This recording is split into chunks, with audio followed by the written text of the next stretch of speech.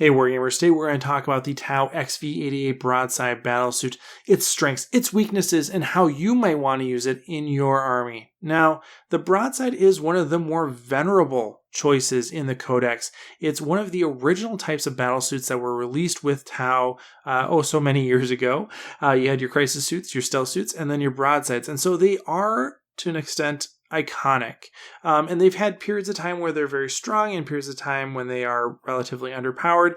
And as it is in the Codex, in the hard copy publication, they are very strong. But we've had a balanced data slate that's changed things for broadsides. And so as we go through this discussion today, we will be sure to account for that data slate. So it's going to pop up a few times. I just want to make it clear that this is looking at the broadside as it exists today, as of the filming of this video, with that balanced data slate in mind. All right, so let's jump into it by looking at the unit profile. Broadsides come in a unit of 1 to 3 and have a base cost of 75 points as of the filming of this video. For that, you get a Movement 5 model, which is not the reason why you're bringing them. They're not the speedy boys, right? You're bringing them for other reasons. They have a weapon skill of 5 up and ballistic skill of 4 up, pretty standard for Tau at that point. Then they have Strength 5, Toughness 5, 8 wounds, 3 attacks, 4 on the Chazray, Leadership 8, 9 on the Chazray, and then a 2-up save. So one of the biggest takeaways here is that they have some decent durability, right? Toughness 5, wounds 8, 2-up save. That's a pretty chunky model to work through with small arms fire at least, right? And so that on its own at face value is pretty darn good. It suggests some staying power. The catch is that broadsides don't have access to an invulnerable save. So as soon as you run into Melta or Plasma or some of these close combat weapons, power weapons, for example, that 8 wound characteristic is going to go away pretty darn quickly. And that means for broadsides in particular, more so than many of your other suits in your army, broadsides are going to be reliant on having protection from drones. You're going to want to make sure that you take drones, that you have tactical drone units nearby for savior protocols to keep these broadsides on the table, because those 8 wounds will hold up for some things, but as soon as you get a specialized counter against it, it will go away fairly quickly. So you want to make sure that those drones are around in order to actually keep them on the table.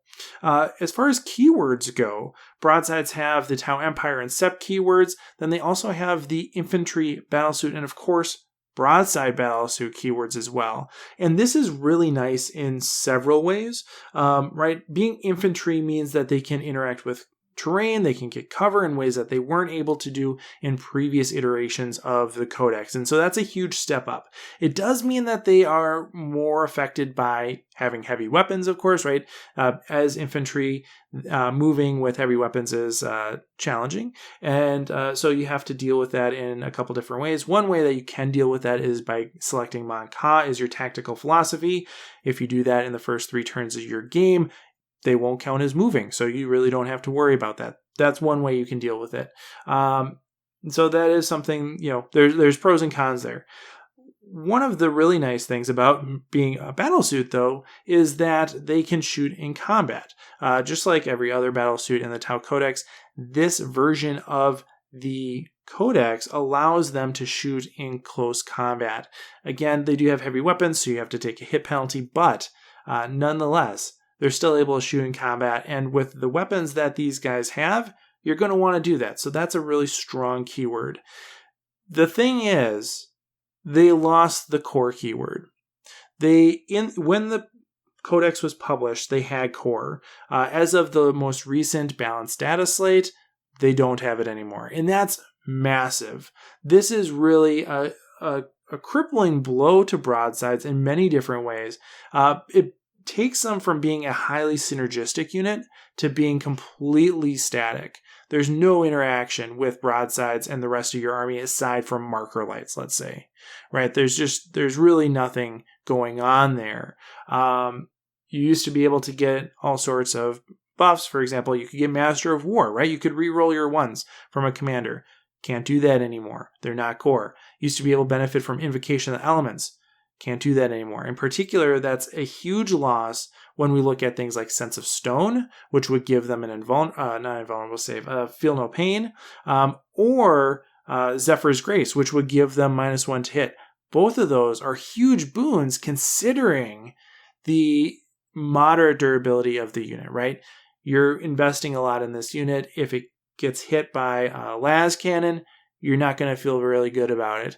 Those Invocation of the Elements really help mitigate that threat. No longer do you have access to them. So losing the keyword is a pretty big loss for a lot of reasons, including loss of Master of War and Invocation of the Elements. So we have to consider that. That broadsides really at this point are a unit that's played at face value, right? You don't have to do a lot of 4D chess on these guys to figure out how they fit in your army. They just are what they are. With that said, there are some silver linings here. One of them is that you're more flexible in your unit sizes.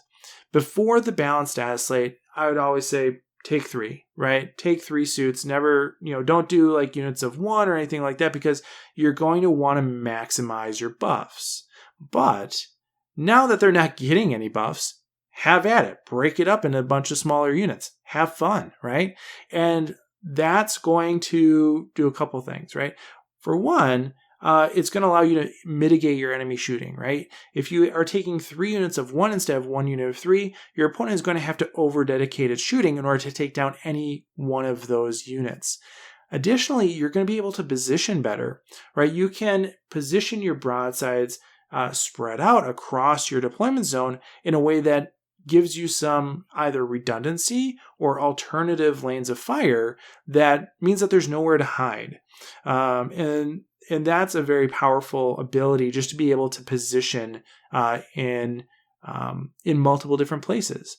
You also can use this to more easily hide your broadsides. Again, if we're concerned about their durability and staying power, we want to position them very carefully. It's easier to do that with smaller units.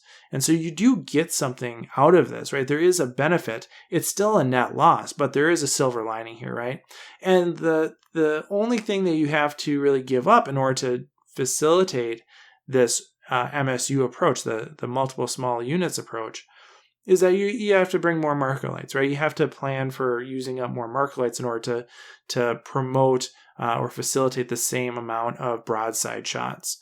But that's a pretty trivial thing when we're thinking about the ways that we can get marker lights and also just the general benefits that we'd have from having our broadsides stay on the table maybe another turn. Now on your broadsides, you have the option of one of 2 main weapon systems, one of 2 secondary weapon systems, and then an additional support system on top of that. So let's take a look at the main weapon options to begin with, starting with the heavy rail rifle.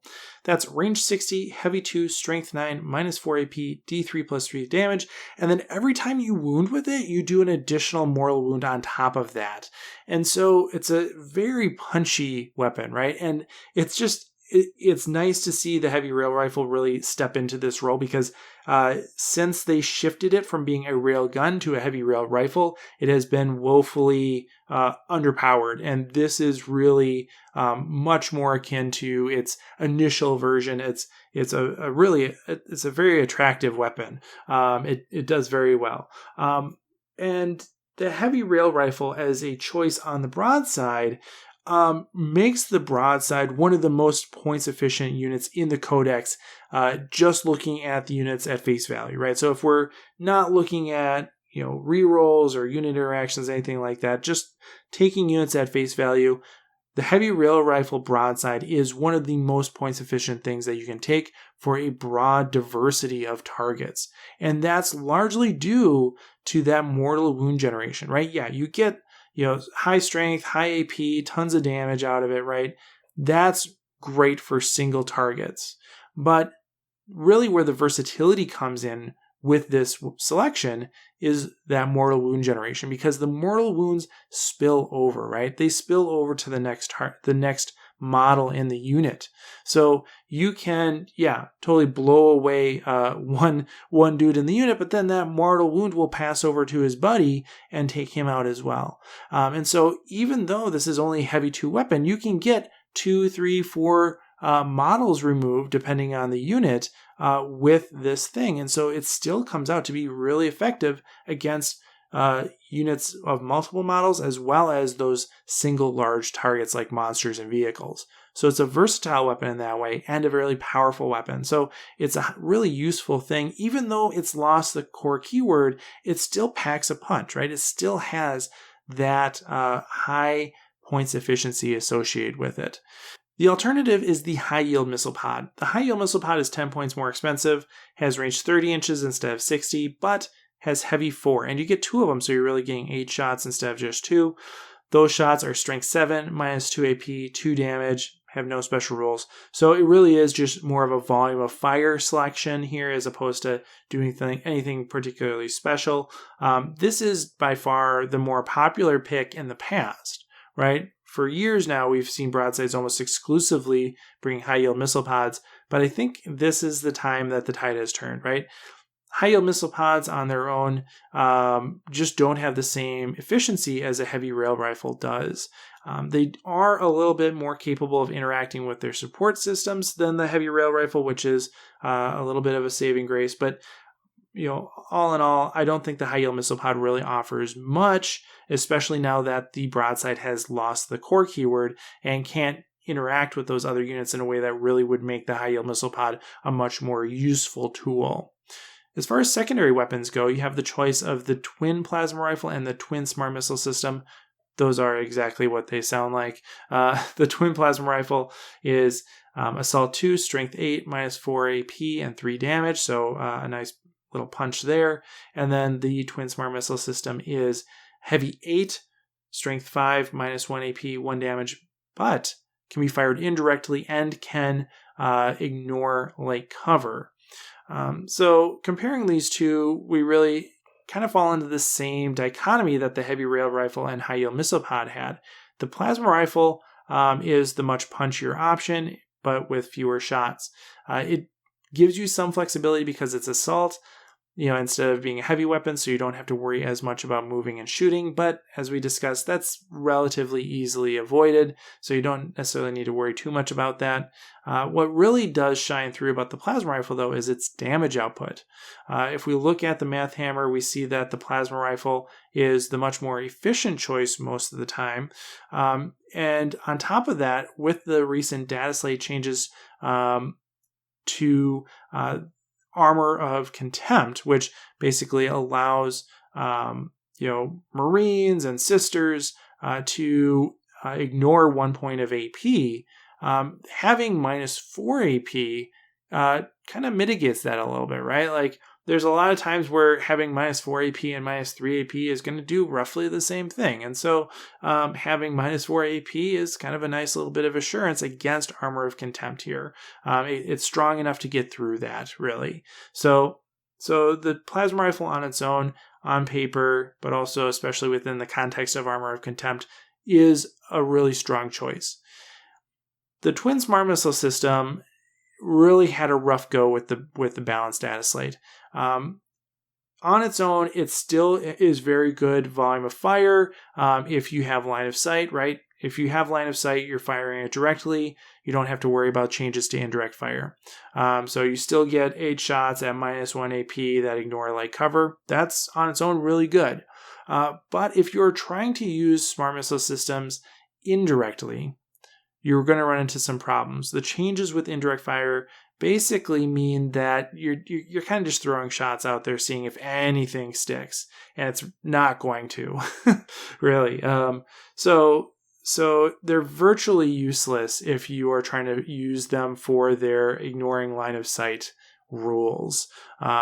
Really, the smart missile system is a good volume of fire option if you can see the target, but if you're trying to ignore line of sight, you're really not getting anything out of it. And so I think these two options do have some parity. I think there is some choices where you would go with the plasma rifle and sometimes you would go with the smart missile system. But on paper, the plasma rifle is going to be the stronger choice. And if we're limiting ourselves to times that we can only see the target anyway, we're losing a lot of the value of the smart missile system, right? We compensate for the difference in light cover rules between the plasma rifle and the smart missile system by just having more AP on the plasma rifle. And we have more damage on the plasma rifle too, and a higher strength. So it just kind of comes out that the plasma rifle wins in this, right? If we have to, only operate within a context where we're firing with line of sight anyway, you might as well go with the plasma rifle, because you're not really going to do anything with a smart missile system if you can't see the target. All right, and then as I mentioned, in addition to your main weapon and your secondary weapon, you have access to an additional support system as well. And I should clarify, it's not actually that you have a secondary weapon and a support system. You pick two from a list of items, including support systems and secondary weapons. So, it's feasible, it's possible that you could end up with one main weapon and then two support systems, but realistically, you're not going to do that. So we're really not going to really entertain that. So you're going to have your main weapon, you're going to have your secondary weapon, and then you're going to have one support system left. And there's a little bit of a catch here. And the catch is that with the smart missile system, you can take whatever you want as far as support systems go. But if you take the twin plasma rifles, you really can only take the multi-tracker and advanced targeting system. And that's a really annoying catch. Because it's not totally clear why some of these support systems are excluded from the plasma rifle setup as opposed to the smart missile setup, right? Like it just doesn't totally make sense to me. And so it's unfortunate that some of these support systems that you really would want to have with the plasma rifle, you just can't. And so let's go down the list here and take a look.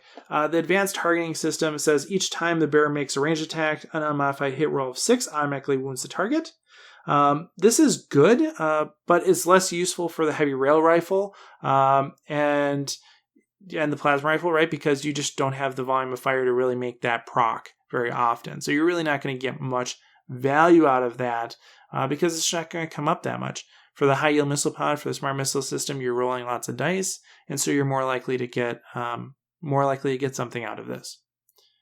The early warning override says basically that when you fire Overwatch, you hit on 5s, and then when you fire Overwatch with that unit, you don't have to pay for it. It's free. You still have to use the stratagem, but it costs 0 CP instead of 1. And this is good. If you're bringing a unit of 3, you can throw early warning override on your Shazvari, for example, and then have the other 2 dudes have a different support system, because the main benefit here is saving the CP on Overwatch. So take 1 in a unit of 3, but otherwise don't bother taking it on all 3 models or in a unit of 1 or anything like that. The multi-tracker, and again, this is one of the ones that you have the option of both plasma rifle and smart missile system with. It says each time a ranged attack made by the bearer targets a unit containing 6 or more models, an unmodified hit roll of 6 scores an additional hit. And that's good, right? Again, if you're rolling lots of dice, that can really be a force multiplier. But there's a catch, right? You have to be targeting a unit containing 6 or more models, which is kind of rough. Right? Like that's not going to be a ton of different units depending on who you're facing. And it certainly doesn't make sense that you would be prioritizing units of 6 or more models with a heavy rail rifle, unless you're trying to do something, particularly cheeky, I guess. So the multi-tracker here is much better with smart missile systems, and therefore was much better when smart missile systems were really good, but just doesn't have the utility that it did when the Codex was released a few months ago. That was kind of a quick turnaround, right? The next one is stabilized optics, and this is the one that kind of kills me that you can't have with a plasma rifle, because it just seems good. So it says the bearer does not suffer the penalty of hit rolls for firing heavy weapons in the same turn that the unit has moved, and does not suffer the penalty for hit rolls for firing heavy weapons at a target that is within engagement range. So they can still fire in close combat at full ballistic skill. They don't have to take the -1 to hit, and they don't have to take the -1 to hit for moving either. And that's just a consistently valuable thing because it just it just makes you ignore -1 to hit for moving, right? And that just seems like something that you're going to want at least at some point in every game. It might make smart missile systems worth it on their own, right? Like if you have to take smart missile systems in order to get the stabilized optics on your heavy rail rifle, that might be worth it, right? Like, yeah, you take a generally less useful weapon, or at least a less punchy weapon, but in turn you're able to move and shoot without penalty and shoot in close combat without penalty. That might be worth it, right? That might be worth it. And then the velocity tracker, it says each time a ranged attack is made by the bearer against a unit that can fly, you can add 1 to the attack's hit roll. That is really good if you're shooting at a unit with fly, but you don't know that that's going to happen, right? And like it ends up being really meta dependent, whether that's your local meta, or I guess the meta in your basement, or the tournament meta that you're going to, right? It just depends on what you're going up against. And so it's not something that I would like list as my go-to, for example, for that reason. If things change and the fly keyword really becomes the bee's knees again, and we see fly left, right, and center, then this becomes a really useful tool. But if that's not the case, then it's not. You also have the option of taking a seeker missile. Seeker missiles are nice, but I think there are better ways to get them, right? Put them on your devilfish, put them on a hammerhead, put them somewhere else, right? Don't put them somewhere where you have to give up a support system to get it, because it's a one-shot only. Once you use it, it's gone. Just not really worth it on a broadside, right? Give your broadsides the support systems, even if you're giving it something that's not going to pop up all the time, right? If you give it a multi-tracker, give it an advanced targeting system, that's still better than a seeker missile, probably, because you have some utility there throughout the game as opposed to just a one and done thing. So put your seeker missile somewhere else. Take support systems with your broadsides. All right, and then there are a few different stratagems you're going to want to keep in mind when playing with broadsides. One of them is savior protocols, and because that's one of the more generic stratagems in the Tau Codex, I'm not going to go into it in depth here, but I want to reiterate that broadsides are strong against small arms fire, but pretty vulnerable to that specialist fire because they don't have invulnerable save. So having drones in the unit, having drones nearby to be able to use the savior protocol stratagem on, again, either on the drones in the unit or the neighboring drones, having savior protocols at your fingertip for broadside is really going to be a valuable thing, because it's going to help keep them on the board doing the things that they do best, which is shooting, not dying. So having savior protocols is a good thing to keep in mind. As far as some more specific ones, let's take a look at focus fire, right? Focus fire is a Tau Sept only stratagem. Tau Sept is a very strong Sept right now, especially post balanced dataslate. It basically says that you use this stratagem in your shooting phase when an enemy model loses wounds as a result of an attack made by a Tau Sept model. Note, not a Tau Sept core model, just a Tau Sept model from your army.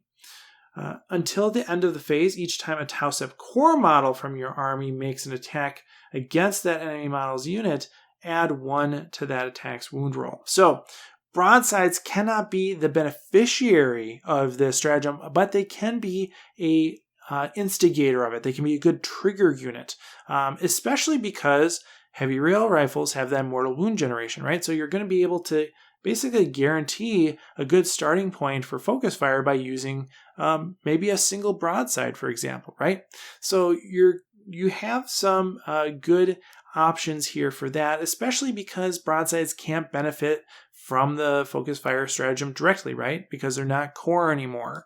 So there's no opportunity cost, right? You're not using a core unit to start this and then not being able to benefit from it on that unit, right? You're not giving anything up. The broadside couldn't benefit from it anyway, so why not have it be the person to start off the chain? It just makes sense, right? So focus fire is a really good thing to use with broadsides, or rather, broadsides are a really good thing to use with focus fire. The next one is experimental weaponry, and this is Borkan Sept. Borkan is probably still one of the better Septs I think Tau Sept is still a stronger choice, but nonetheless, it's something that you could do, right? And so experimental weaponry says, use this stratagem in your shooting phase when a Borcan unit, again, not Borcan Corps, just any Borcan unit from your army is selected to shoot. Select one model in that unit and one weapon that model is equipped with until the end of the phase. Each time that model makes an attack with that weapon, invulnerable saving throws cannot be taken against that attack. So, there are definitely better choices for this stratagem than broadsides. Again, you might be picking up on the theme here. Broadsides are rather inert. They don't interact very much with the rest of your army. So a little bit of slim pickings here. All right. But nonetheless, right, you could use experimental weaponry to just ensure a killing blow, right? Like make sure that wound gets through.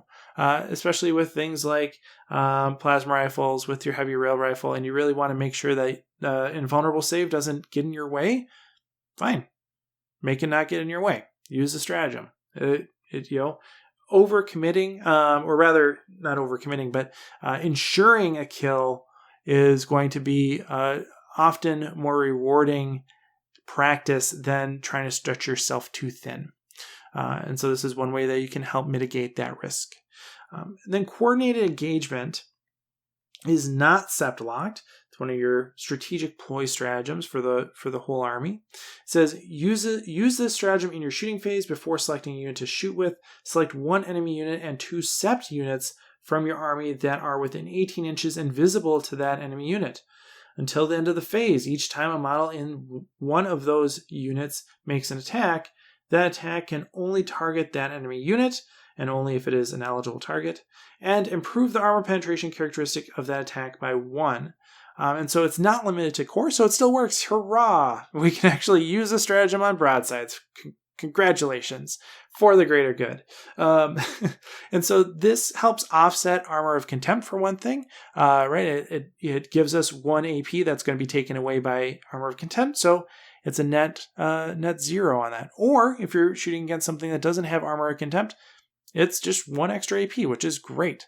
That helps get over the fact that Monka lost its AP boost. So, it's just a really good stratagem to be using. You probably want to be using this stratagem most turns with your army. And so, broadsides are one thing that you could target with, especially if you decide to take the high yield missile pod build, right? If you're moving your high yield missile pods from being -2 AP to -3 AP, that's a big swing.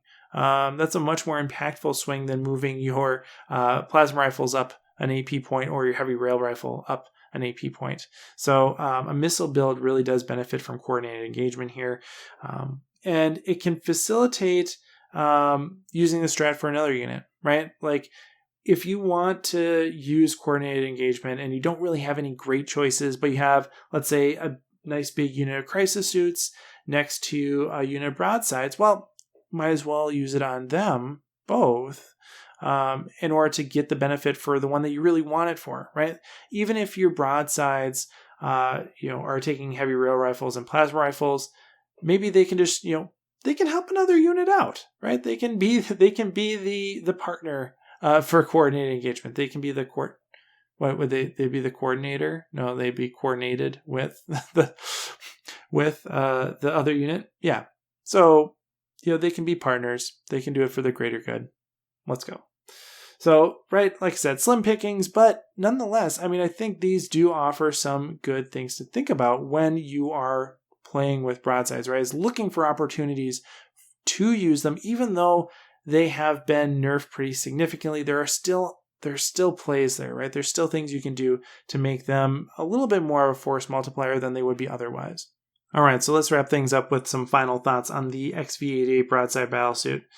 I think one of the things I really want you to walk away with is that broadsides are still one of the more efficient choices in the Codex, right? If we look at the entire Codex at face value, not taking into account, unit interactions or anything like that, just looking at what each unit is capable of on their own, broadsides punch far above their weight for a diversity of different targets. They do very well just on their own.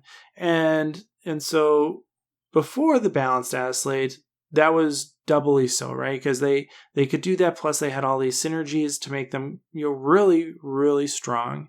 And so we take that away with the balanced dataslate. We take a lot of that synergy away, almost all of it away, and we're left with the broadside just as it is.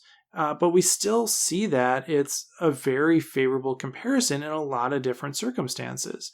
And so the loss of core, the changes to indirect fire really do hurt broadsides more than any other unit potentially in the Codex, right? That the broadsides really got hit with the nerf bad hard here, but they're still good.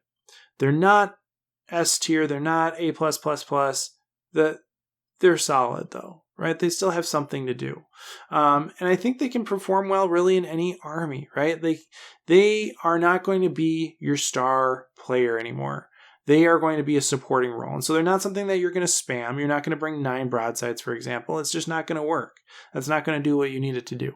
But you can bring a unit of 3 or 3 units of 1, for example, right? You can still do that. You can have them play that supporting role, do all the things that we've been talking about, right? They can deliver those mortal wounds. They can give you that leg up against those particular targets. They can, really be that accoutrement in your army that you might need. And I think that's good. I think that's how broadsides really have been conceptualized and how they should function in the army. And so they're not a spammable choice anymore. But they can play a role in your army. What army are you going to bring? Well, I think that broadsides, again, will do well in any sept. But if we're looking at which septs we might benefit most from with broadsides, Tau sept really does stand front and center. Tau sept allows you for 1 reroll for hit or wound, and that is a pretty good ability, right? That's basically a free command point per unit per shooting phase. And if we were taking 3 units of 1 broadside each, that's a reroll for each of them. You get a reroll, and you get a reroll, and you get a reroll. That's pretty good. It's still good if you're only bringing 1 unit of 3, but 3 units of 1 really does stretch that benefit out in a nice way. And I think, as we discussed, the changes to the way broadsides are contextualized right now makes that a much more appealing option.